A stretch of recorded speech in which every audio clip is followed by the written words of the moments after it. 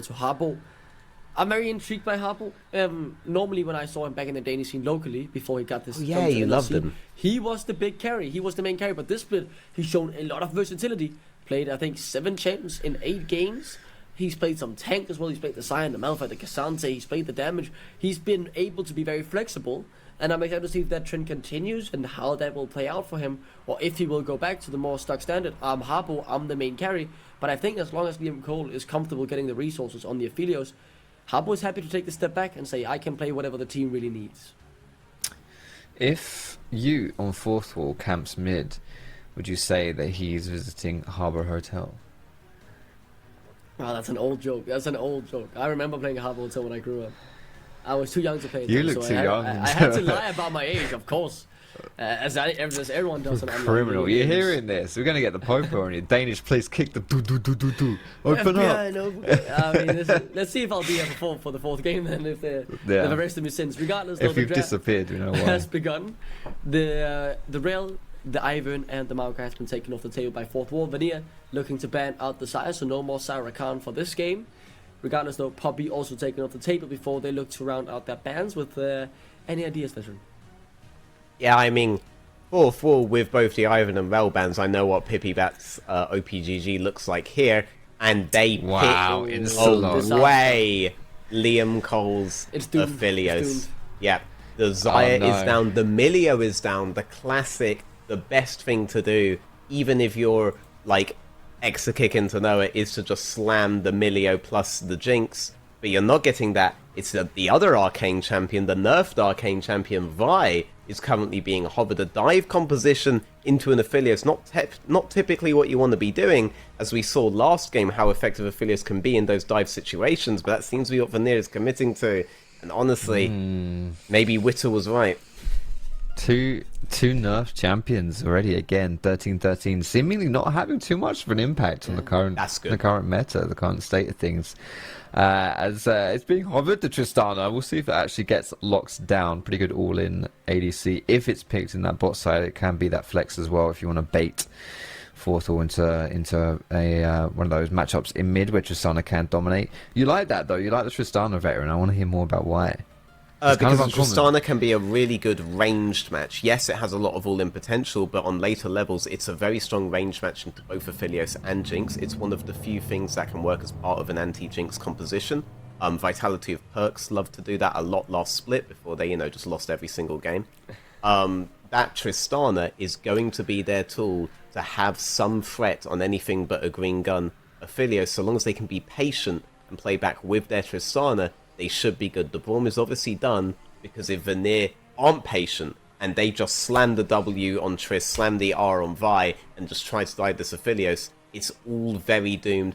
4th wall are operating as if Vanir are gonna go all engage, all dive, but Vanir have the ability to just go maximal range here, play the fights out slow, and then engage when all the cooldowns are down, and just end the fight. And with that, Vanir looking to round out potentially the bot lane. Obviously, the Tristana is still a flex pick and can definitely be played by Harbour with the flexibility he has shown. The support, though, looks to be locked in, and it is the Thresh in the end. Veteran, you're very unhappy about that. Can you add some words maybe to why you're not pleased? Braum extremely difficult to play into Enchanter Champions. Enchanter Champions fit the theme of a composition that's looking to kite back and just play heavy range. The Thresh, though, makes it look more like you want to split them and skirmish, similar to compositions we've seen earlier today, but as we know, that isn't typically what ends up happening, right? So there are now more opportunities for Vanir to choose to play into 4th wall strengths rather than away, whereas the Lulu would definitely signal that they're looking to play away from 4th wall strength. Yeah, I think with some kind of upside, Vi and Thresh pair really well together. They both seem to want to do similar things in that mid game if you're moving them around as well. Like the catch potential with those two is absolutely nutty and disgusting. But I also agree, like, it doesn't really seem to make a huge amount of sense as far as like the bot lane matchup goes and the general theme of this draft so far from Vanir. But Garfield obviously very confident on that Thresh, is going to slap that one down.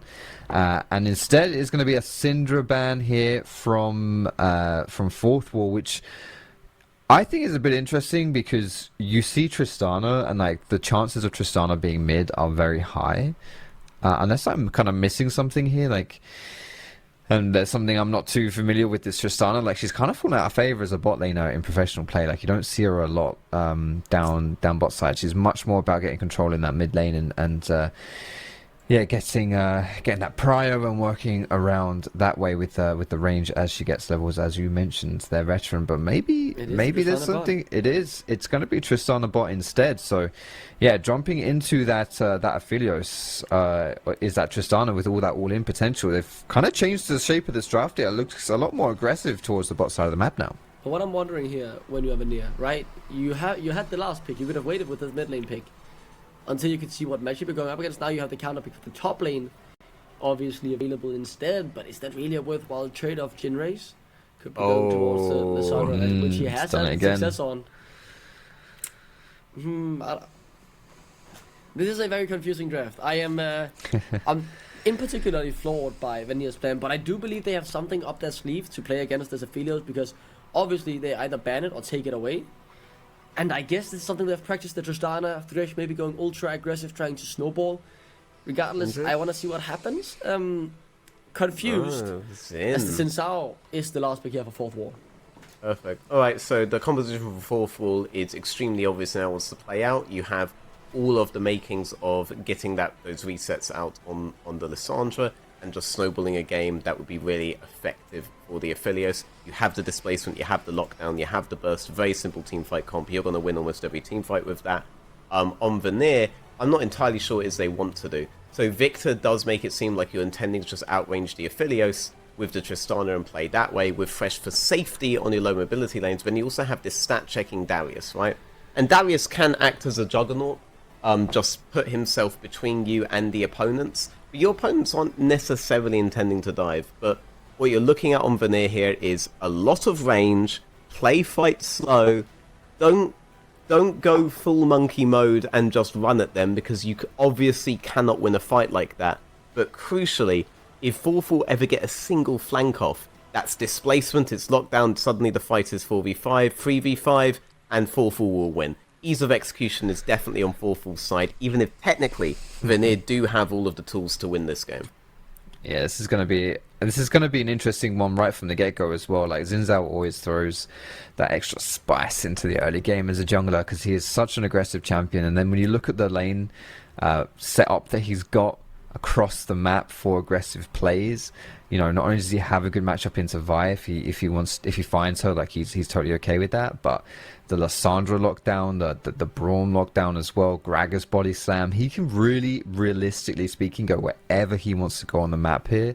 And fourth wall to have a lot of agency from that jungle position to just go absolutely crazy right from the get-go here. I wouldn't be surprised to see the Xin Zhao kind of playing, I don't want to say selfishly, but like you get a little bit of snowball on the Xin himself, and then suddenly you can't contest anything if you're Vanir's side, and that can really be a big snowball for fourth wall. So a lot of pressure on that early game for that Xin, and looking at the lanes that he can look to go and gank.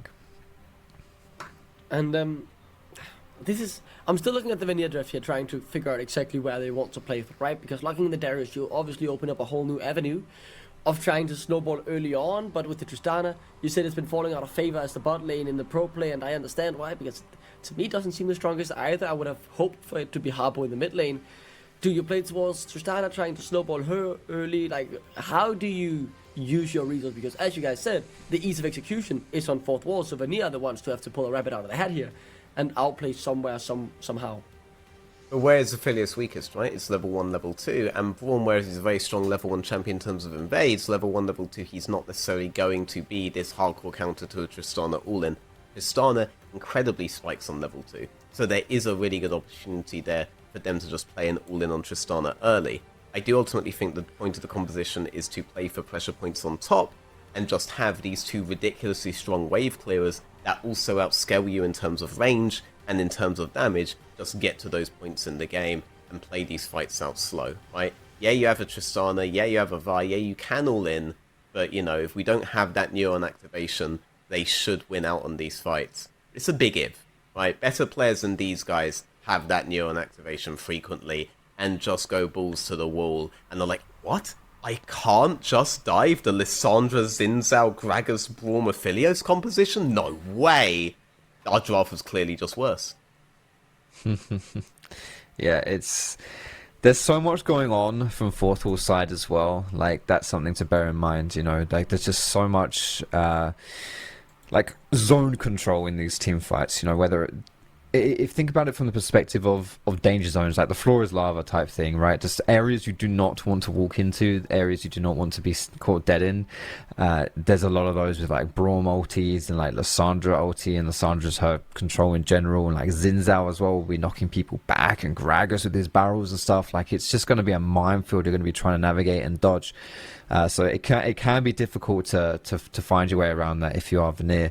But I also think their playmaking can really be something else too, and something we haven't really mentioned too much. But like that top side, as you mentioned, Duckling, though, when you have that Darius, like, there are things you can do there. Veteran called him a stat check, so if that pops off, if that goes crazy, that can be a problem.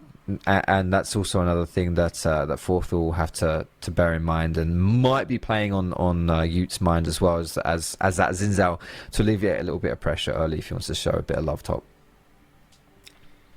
The game has been paused, by the way, if you're wondering why we aren't really in it. I guess something has happened that's due to a pause. I mean, maybe someone's internet has went out. Hopefully, it gets fixed shortly and we're able to get into the game, because I'm excited to see how this plays out. You mentioned the windows that Vanir have early game towards the bot lane. Stat check as well, the top side. Fourth Wall should be happy to just scale, play the team fights. They have the ease of execution, right? They're the ones who should be realistically winning the game based on the draft. And as Vito, obviously, you would be very happy with that, being the only one who predicted him to win. Regardless, though, anything else you want to add here to kind of elaborate a little bit more on the draft, lads? I mean, I actually do feel like if both teams play perfectly, Vanir wins. But again, it's about playing perfectly, and Uncle Victor exists for a reason, right? Yeah. Teams frequently match fix by paying him off for a reason, and he has been paid off this game, right? Uncle Victor has gotten obviously it's Witter, right? Has paid off Uncle Victor successfully. Victor is in the game. It's basically already over the moment that pick was locked in. Statistically speaking, it's a done deal. Alright, congratulations to Fourth Wall. We may as well not even play out this game at this point. Okay, we may as well not. Get that guy up on Twitter. Get the thumbnail done. Alright, good job, Fourth Wall, on another successful win. Good job, Witter, on your prediction. Good use of that NLC money. So what's so wrong with Victor that you're... Are we unaware of Uncle Victor? I'm unaware of Uncle Victor, yeah, sorry. Uncle Victor this is some NLC lore that needs to be explained it's to me not even right NLC. now. Uncle Victor is this guy on Twitter who, whenever Victor is picked on the international stage, just pops up and is like, I am back, right? And then the Victor just loses, right, every time. And the whole idea is Victor is actually one of the most overrated professional picks on the planet. And that, in fact, what's happening is a match fix betting conspiracy piloted by this guy called Uncle Victor on Twitter, who bets on the team that won't pick Victor in the game where Victor is picked, right? And I am invoking Uncle Victor. He's surely got big money down on this NLC match and has set the forces of darkness into the hearts of Vanir. I see. Just lock Victor. It was over from the get-go for Vanir. Yes. And just a big draft gaff right there, not thinking of Uncle Victor before they slapped it down. They even had a Tristana pick earlier if they wanted to go for a different mid laner, but no, it's going to be Victor, and we'll see if that's if we can buck the Uncle Victor curse in this game, because Vanir, if we zoom out a tiny bit here, both these teams have been struggling to make much of an impact here in the NLC so far, and if they want to make playoffs, which is rapidly approaching, to be honest, it's not early days anymore. We do have a significant games under our belt now. Obviously, still more to play, so it's not like everything's riding on this game or anything like that. But Vanir, they are on the outside. Ooh, got to try not to break all the tea mugs that are on my desk. Vanir on the outside looking in. Fourth Wall very much on the outside looking in. They want to try and break away from that last place in the NLC, which is I'm no expert on competitive leagues and stuff, but I don't think finishing last is conducive to success. No, it's just my opinion. It gets you into play. I can confirm. Here's a fun fact as well, though. Molto goes by many names. The Egyptian king, and Olaf. What is that? Olaf Kilmenator? I don't know. These are names he gives to himself, so I don't know. You don't know what Kilmenator is. What is that? What? That sounds British to you? Kilminate? I don't... What's his name? I'm looking up his name right now. Maybe it's a pun on his name. Because that is not... I don't know what's going on there. And whoever named him that was just playing the long con to ruin us. His name's Mahmood. No, it's not. Nothing to do with Kilmenator. Like, I don't know. Maybe he likes... Who calls him these names? Those aggressive I don't know. names. Maybe our production does. I don't know who. Or the team. He's not. Who calls him that? No one. He came down to dinner after a really cool game one day, and his mum, I carried on Olaf, and she's like, "Oh, you're the Olaf Minotaur or something." He's like, "Oh wow, that's my nickname." Wait, is it MENA? Isn't that a region? Is he in the MENA region? MENA? Yeah, Middle East and Northern Africa region. Yeah. That's it. That's MENA. That's it there. Yeah. That's MENA. Kilmenator. And then Tor is how you hide your IP, right? So he's the guy that colluded with Uncle Victor in MENA. Here we go. All right. Plays Uncle It's Victor. tying together. We have some deep backstory for this game now, guys. This is gonna be very interesting. Lore is off the charts. Yeah, it's unbelievable. I don't know how much of the lore is true, but regardless, it's a great story we've been building up here. As the game is now unfolding in front of our eyes, as nothing really happening early on. I'm still keeping my eyes on the bot lane though, waiting for the level 2s to tick in, seeing if they fancy an opportunity, but no, with the wave being pushed in so heavily by Vanir, they don't really have the space to go for anything. Ooh, good hook. The hook. And, the all-in won't happen. Yeah, I guess considering the situation, they're so far underneath that turret, you don't really want to be jumping over there and making a ruddy play early on. Yeah, we calling that a ruddy now? Play. No, if he does absolutely like throw the game on a dive, it's a ruddy. I mean, they made the mistake once.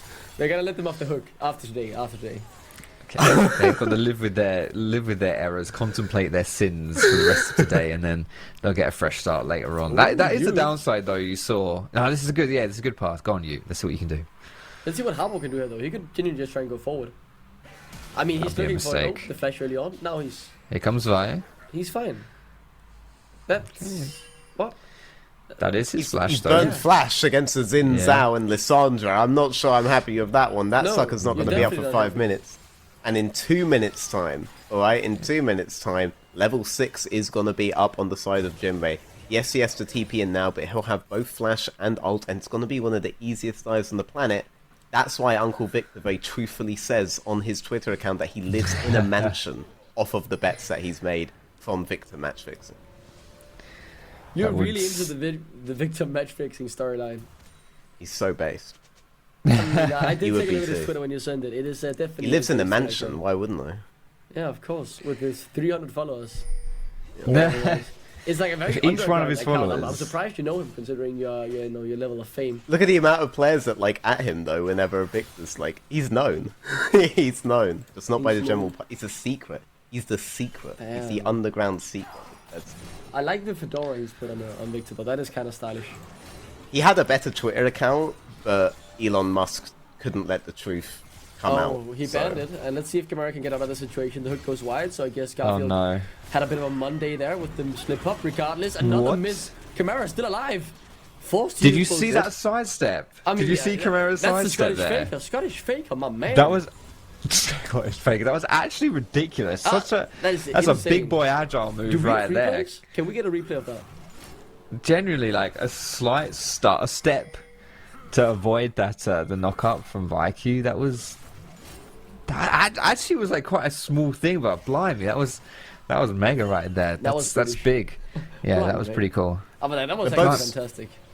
Both side lanes though, same basic game plan early. Yes, you had the level 2 threat from the Tristana Fresh that didn't really transpire into a kill, but it did turn into this all-in later on by managing to get the wave in ready early, so they could make this play on vice versa clear. And Darius has the same thing going topside. Gragas, he just had to go because he knew Vi could be reset topside already and had to lose out on a lot. The TP has already been burned, so Katana's now playing no TP v no TP, but there's a lot of spent gold on the side of Gragas, so you have to think that's going to be the next forts for Vanir. I have some bad news for everyone who wanted to watch that incredible play again from the Duke from Camara. The replay PC crashed when we tried to get the replay from it, so sadly no replay. Instead you'll be gifted another little fight here as PP Bad goes in. Camara able to get him away. They will secure the Drake, fourth wall on the board in that sense, despite being 300 gold down, a massive gold deficit. Obviously they were able to play in the first Drake. Crazy how they managed to do that. Oh, we've got a fight on the bot side of the Krugs though. Oh yeah, actually they are fighting. But instead, Zin's out. let's see. Yeah, Kitano Zin blew his with the flash. He CSA. blew his flash and had to run away. So that's really big, bringing the fight to Zinzao. But here comes Jinray. Oh, wait, Jinray is very low actually. He does have the No! ultimate available. We'll use it Frozen Tomb. Oh And my PP Bad is goodness. in trouble. First blood for Ragnar. The Aphelios already getting rolling, and this is a great start for fourth wall. I thought he fluffed it. I thought he fluffed it right there when he ulted himself instead of the Vi. Because it's like you usually when you engage on the Sandra, you do ult yourself so that you don't get insta-twatted when you're, excuse my French, when you jump in. But in that situation, no one was going to kill him, right? No one was going to kill him. So you absolutely, yeah, the chances of Vi escaping there were not zero. Good hook. Now that is a great hook actually. Ragnar could be in trouble. The W forward. The reset is available, but Liam Cole doesn't fancy it, so won't be going for it. But yet again, there's definitely action in the Vanir bot lane. Yep, even though they got those kills in the jungle, they weren't able to reset and spend that goal, right? You had Darius continuing to farm top, you had Tristana getting a plate on bot, now she's going to try to deny a wave on bot lane as well, and has burned summoners and big cooldowns on the side of Aphelios and Braum. Overall, Vanir do still feel comfortable about that position. That was a great first groups play from Forfall, but it was defensive, and the lanes were still able to get the economy that they want. Arguably more important economy. You're level 6 now on Liam Cole versus only level 5 over on Ragnar. You could see a big all-in on this summonless Aphelios in the next few minutes. PP Bad. Speaking of all-ins, Looking for that Smite. stun, won't be able to get it. U takes level 6 off of that. Could be interested in the play here. Jinray's no ultimate, by the way. If Harpo fancied the all-in, didn't have the Chaos Storm available himself though, so the damage not quite there. In the end though, that's just gotten secured for the side of fourth wall. Molto able to body slam his way out to safety against Kitano in the top lane as well. it's such a tough top lane to play when you have to go like AP early, which is, oh my goodness, that is the current meta for Gragas. But I was going to mention as well here, and just that is the perfect example of it happening this game. The CS was kind of equal in mid lane, but Harbo has just been bullying Jinray, like constantly chipping him down and getting favourable trades into him. Absolutely ridiculous stuff. And right there you see Jinray having to flash away and surviving on a 0 of HP. It does mean, however, that Harbour, I believe in that play, traded flash to chase down Jinray. So maybe he's vulnerable to a roam or something along those lines, or another gank from Ute. But I have to say, so far, considering Harbour lost his flash really early on in this game, he's been playing very confidently. He's still been having a lot of pressure in mid, so I give a lot of credit to Harbour so far from Vanir for how he's played this early game. I do have a question though. Is this due to Harbo just playing well, being able to still play this aggressive, or has it been Ute's lack of punishing, because he hasn't seemed to re-gank despite knowing the flash cooldown was down? It's partly on Ute's play, and it's also because Vi tried to play very disruptive into enemy jungle, so a lot of those cooldown timers were instead used on that defensive play. Let's see what happens here though, with PvP being down in the bot lane. Good move. What happened? How did he miss that regardless though? They find one... I'm so confused. Did you guys see What part you got? So first off, I want to say just good job whiffed by it. the Aphelios to go for the white R on there. Gave him the maximum amount of chance to play back a kill, and he was successfully able to do so. Tristana did not get back that kill. What she will do is she'll get the wave and she'll still get more XP, and she could potentially get a plate here. The greeting for the plate here might just lead to a plate trade in the long run, so I'm not entirely sure how much I agree with that. But I do think it was well played by the Aphelios. Who missed? I assume Garfield missed. Yeah, Garfield, with the lockdown from PvP, with the season assist, Garfield somehow still managed to miss the hook on Ragnar. Well, for an explanation on that, yeah, I mean, for an explanation on that, I'm going to have to point you to the wise words of Socrates. In historic Greece, it is what it is. It is what it is. Happens, yo. Happens. I believe it was another one of his famous quotes. Yeah. Happens was Diogenes. Oh, okay, yeah, I often get those two mixed up. Yeah. Yeah, But it does happen, and it is what it is. But they still get the kill. Trading on 1-for-1's not ideal when you're diving, but also, you know, you do kill Philios with a whole wave of minions under his tower, so it's fine. Like, it's not the end of the world. It still kind of works out. And as Veteran said, right, you still get the win on the Tristana, being able to push in the wave, deny the minions, get the XP, get the plates. I mean, you're still able to draw massively from this. You can see it in the gold as well, despite being down in kills and neutral objectives. They are up due to the plate gold as well. So far, so good here for Vanir, scaling in the mid lane as well for Harpo, who has gotten his first Hex Core upgrade, with the E now being upgraded. Still no flash though, and with Ute and Molto in the area, he needs to be a bit careful. Second Drake on the map, and it seems to be a heavy investment actually into it from fourth wall.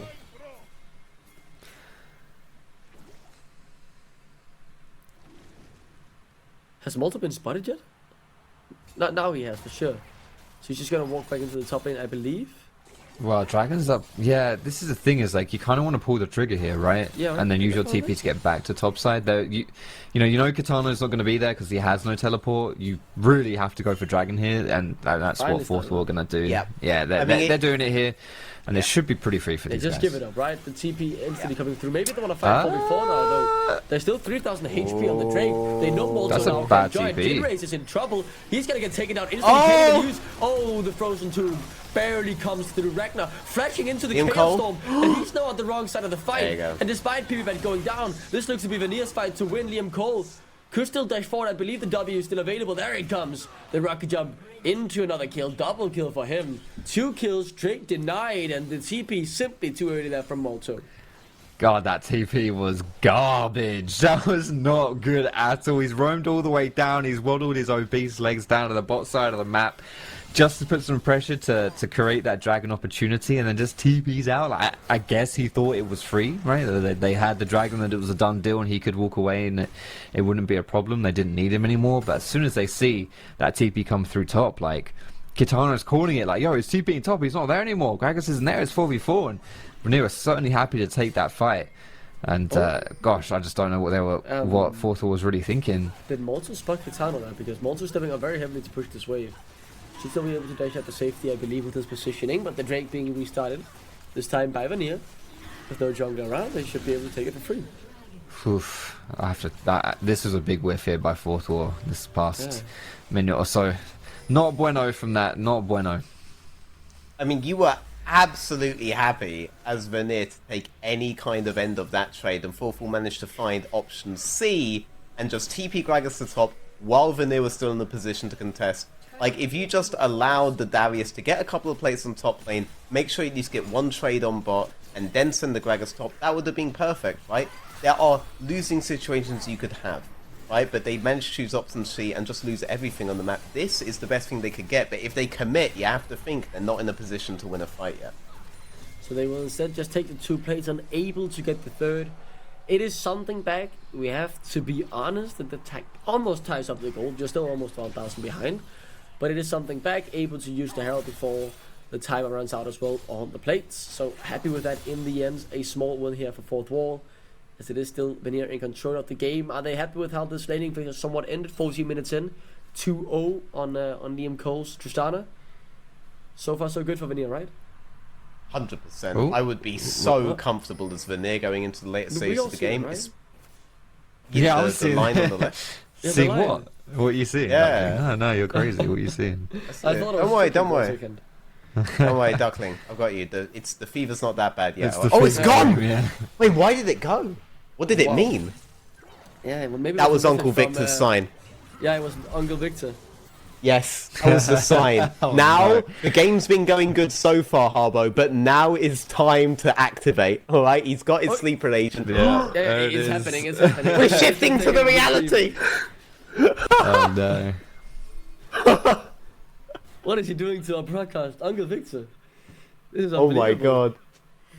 How has this infiltration happened? This has Yeah. happened at a World Championships level. Now he's upped his game and managed to infiltrate the NLC, the highest state of competition in all of League of Legends. How? I don't get it. Okay, we've changed reality. Tristana's managed to get the full tower on bot lane. Don't think she got every single plate, but she at least got 3 or 4 of them. First tower for them. I want to see how they play now, because you can play hard with tempo. If they wanted to, they could drop their their jungle support on towards top lane and just play hard for that tower and have really good access to the health. It looks like they want to just go mid though, because the Braum has already showed mid. It's already a 2v situation, and they know Darius can naturally get pressure topside on its own, so why not make sure we have pressure on mid, and then this Herald surely will be ours, short of any interferences by Dark Forces.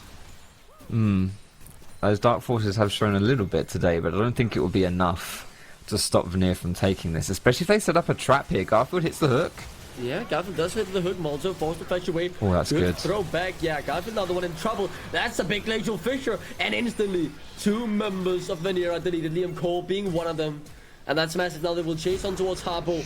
Uncle Victor paying dividends here as Vanir forced to run from the fight. It is Jude unable to chase them down. But the summoners have been forced. The fight has been won. And Fourth Wall are very happy with that one. That was brilliant. Like, you thought you caught Molto, right? You sat in that bush. It was all good stuff. Get the hook. You have to force the flash away. But honestly, the fadeaway explosive cast, like that big ultimate coming through, splitting the fight, really sealed the deal for Fourth Wall there and put Vanir in the bin. Great stuff for Fourth Wall, getting 2 kills and getting the Herald and Pip at. Who's winning this? I think this is definitely Fourth Wall who wants to take the fight. Vanir back off. Yeah, for sure. Victor's af. He ain't going for this one. Umath, indeed. You just win that fight the longer it goes, because suddenly Victor has to auto attack, and that makes him quite useless. But again, what we were saying before in the game, Vanir do have a winning composition if they play slow. The issue of champions like Fresh, with champions like Vi, champions like Darius, is the tendency is to play fast, Tristana included.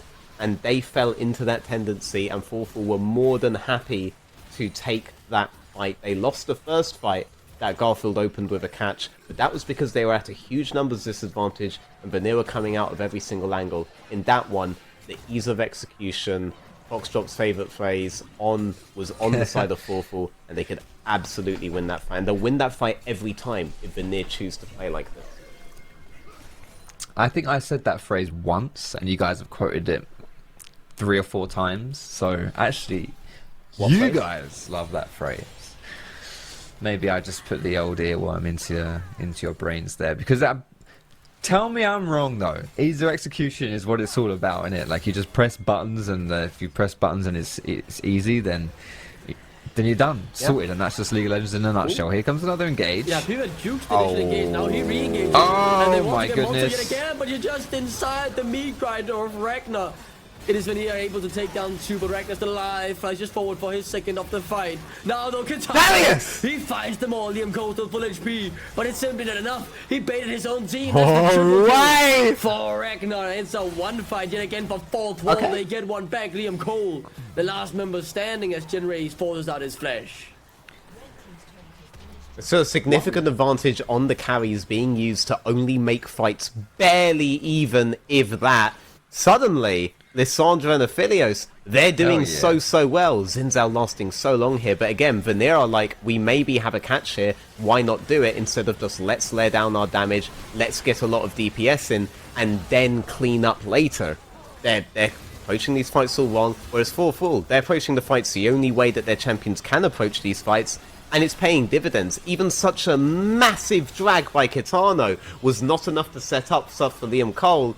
Ute living for far too long here, Ute, I'm sorry. But ultimately, that is a 4-4 win on that fight, second fight in a row. Look at these numbers. You have to think comfort, all on the side of 4-4, all on the side of Witter, and all thanks to that one man, the myth, the legend, the guy who cost Faker Game 5 against DRX, Uncle Victor. Uncle Victor, man. I mean... Oh, man. It was yet again another great up and also, yeah. He knocked Harpo straight into the waiting hands, and Ragnar being placed over the wall, he was completely safe. Nothing hurt him in the entire fight. So it was really just an all-round perfect situation there for Fourth Wall. And it was the same thing.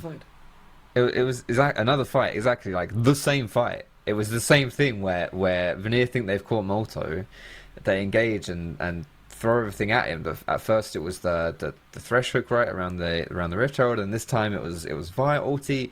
Molto just in his dying breath throws out this explosive cast and just catches people out of position, and it's brilliant stuff, and it actually ends up being a great fight for fourth wall. So really, really nicely executed by them there, and they'll be certainly happy with that. You can see Jinrei's, I honestly, in that lane phase, Harbo was just taking him to town. It was not very pretty, and really, really good stuff by Harbo. Like, I think I was really impressed with how he was playing that lane. I think he had way more control than he really should have done. But you can now see that comfort coming through from Jinrei's on this Lissandra. Like, the way he's playing these team fights, these little mechanical things that he's doing, and the angles he's finding, it's really making a big difference for fourth wall. And he's out of the lane phase now, so he doesn't have to worry. The big scary man Harbo, he can't hurt you anymore. So you're thriving, you're in your element here. Lissandra is now popping off. She's activated, and she's got 2 full items, including that stopwatch, which will make her even harder to kill on those engages. And with that, there is yet another Drake up on the map, something that we've seen thought about both times that it has spawned. Vanir need to shift their focus. I think that's a fair point to say on who they target in the fights. 2 very scary carries now for fourth wall, especially Ragnar. Look at the flank from Jinrei's. Oh gosh. Yeah, you can look for this. Could definitely get it, but maybe he will just get targeted down instead. The miss from PB and now he's down to half before the fight even starts in the front line. Harbo! What? Uncle Victor still doing the pullback now on Molto though. Can they get the damage on him? No, the turret doesn't do enough to help them, but maybe they could turn this around. Ragnar will fall for sure though, but not before. He's taking out pretty much the entirety of Vanir. It's yet another one fight for fourth wall where they find 4 and only lose 1. It's slowly learning. Yep, sorry, go on, Foxtrot. I mean, what are they learning that Vanir are crazy?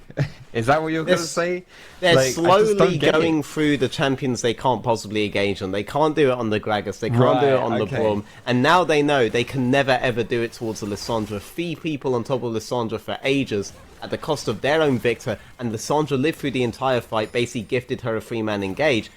The composition from fourth was designed to split up Vanir, but Vanir, in trying to figure out how to win a 5-on-5, are splitting themselves up and giving fourth all the ability to use their lockdown, to use their burst, to immediately make their fight a numbers advantage whenever they want. How many more people do they have to try this to before they realise this isn't how we want to play the games? We're not supposed to just hard engage. We're supposed to get DPS, play of our range. The enemy surely can't engage on us. We should be good then. And the 3rd game in a row, I'm going to say, it feels as though advantages are being drawn not from a singular team being proactive and getting advantages for themselves, but from the other team throwing advantages in their faces, right? Like, I just think that's kind of been the story of today. Like, and in this game specifically, it's Vanir who've been engaged in these fights, and it's not working at all. We could have a Baron on our hands ridiculously early here, 22 minutes in the game. Let's see though, PBet is in the area, so Vanir could look for the steal. Fourth wall, do you want to flip the game? You only have a 2,000 gold lead. Despite the last couple fights going well, it is not done yet. Molto, yet again, the one they are targeting. Here comes Jinrei's. Can he find it? No! The teamwork isn't quite there. Jinrei's tries to get the engagement, but Molto just split them up with the explosive. PBet on the back line with the flank. Good look to guide on to Ragnar, but Molto blocking nicely. Flash forward, and they want to secure the jungler here. The lantern not quite in time, and it is somehow still fourth wall winning the fight, despite the mishaps of how they wanted to engage. Back on the Baron they go. You still have the ultimate up on the Lissandra. The Aphelios Swift his actually didn't land on anyone, and that made me feel that the fight could be playable, where they did find the kill on Pippibat. Right now, all eyes on Jinrei. That is the guy who's looking to make the big play! Here comes the hand. Yeah, they want it now, though. The fight fully exploding as it is. Ute in the front line, soaking up with the Crescent Guard. Jinrei's low, Chimera low, but luckily for Jinrei, he can TP back in. They might still want to go for the Baron here, but with PBet respawning, they would rather reset yet again. Don't flip it, just take the kills, take the wins, and back off. Gosh, just sloppy. It's just sloppy here from, honestly, both teams. Like, I think that fourth wall engage was not good at all. That was not bueno. They started up the Baron, and then they turned around, and I thought they were going to lose that fight for sure. Like, I thought, as Vera mentioned, like with the Aphelios whiffing and then with that Grag assault, it did split everyone up, but it wasn't really in fourth wall's favour. It didn't really seem to do too much, and I thought Vanir could maybe have that comeback, but Molto's waiting. He's waiting. Can he bomba? I don't think he can, but he's going to try and go for it instead, and that was thoroughly disappointing. And not worth the build-up whatsoever. But yeah, okay. Happens. Yeah, it is what it is. It is what it is. I love reading the ancients and the classics. They also say don't die of a Gragas Lysandra born, but you know, these kids, they don't. If it wasn't on TikTok, we don't want to hear it. They read modern patch notes, you know.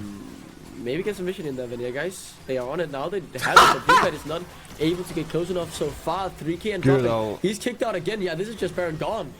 Vanir doesn't even contest it. That was good. That was really, really good. Fourth wall finding that opportunity, finding their window, their moment to take it. Obviously having a lot of damage with Aphelios and peeling with the Gragas ulti too. But I like this response from Vanir. Just keep pushing down mid. You got Tristana. Put the bomb on the tower. Attack it. I think this is really smart here. This is making the best out of all. How do you miss the pullback with the upper hand? And now Ragnar just able to flash out and he's safe. Bruh. They're almost there. They just They need to stop diving. Like if they're diving, I never feel like they're almost there. I feel like they're definitely not there at all. Like every attempt like that is not going to work out. These cooldowns have to be to re-engage or even to be played defensively. Just let Victor poke. That's the real reason why you can make a meme off of this champion. Oh, Kitano is taking pretty low. Ragnar is absolutely shredding PB bad. This is not the fight you want. It's a 4v5 and you're losing it heavily.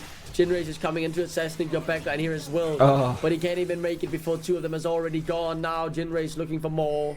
Liam Cole forced to flash in fourth wall. In control. They will be dominating this game, you have to feel now. There's just no way for Vanir to play the fights. They can't find them. This is Harbour recall gets stopped. Oh my goodness. This sucks. This sucks big time here for Vanir.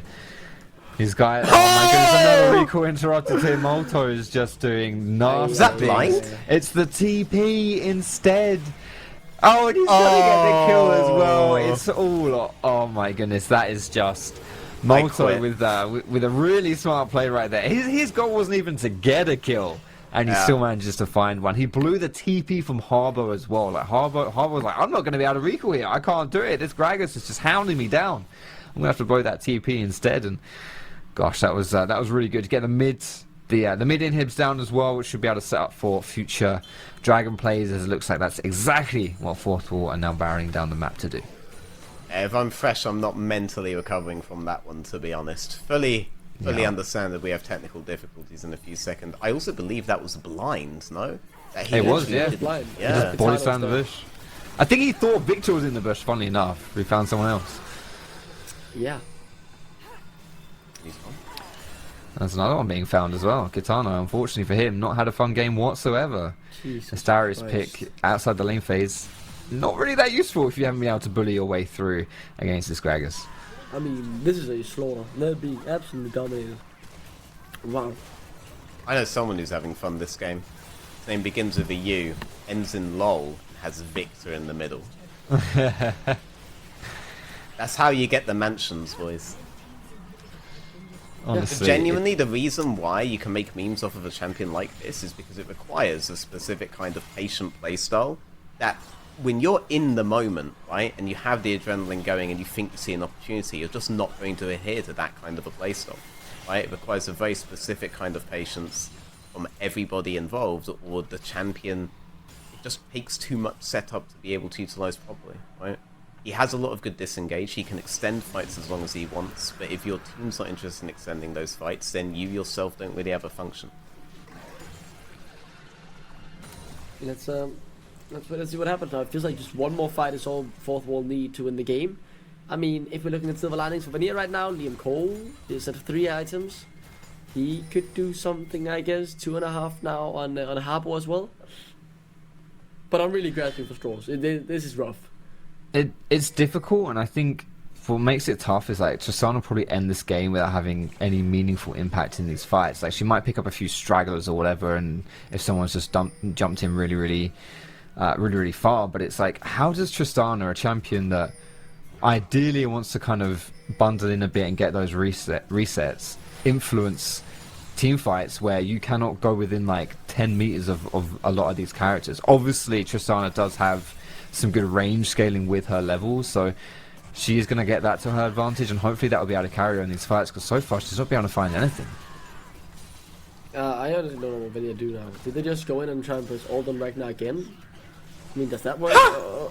What is? If they're thing? talking about these plans, that's also why they're losing this. You can't just. That's the thing. Like now, at this point, I think they've kind of lost. Right? At this point, it's really difficult for them to walk up, because Forfall will just hard engage in them. Forfall can afford to trade some HP because they have so much damage on this Aphelios now that they can afford to just give their lives to set up a fight for him.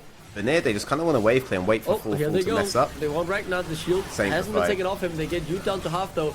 But now they're in trouble. Dash forward from Ragnar. He's feeling himself as Kitano is forced to run, but it's Vanir so far who finds the first kill of the fight. Kitano's still alive for a couple seconds longer, healing up a bit. But as the inhibitor falls, so does Kitano. Fourth wall. Might still have a life left in this game, but they need to find it now. Only Nexus Church stands between fourth wall and their third win off the split. They could tie up the scoreline, keep themselves in the playoff race. They just need to take these Nexus Church. One already gone. Garfield now stepping up. Chimera soaking up the damage. Continuing to dish it out is Ragnar. He's hitting up on the side of Puat, and he's just taken down instantly. The turret just a couple autos away from falling, but no one can touch Ragnar. He does not care. He gets thrown away by Liam Cole, but to no avail. Vanir have no way out to safety. The game is done, and it's all on the back of Ragnar and the rest of fourth wall, who confidently pick up that third win off the split. A few stragglers at the end.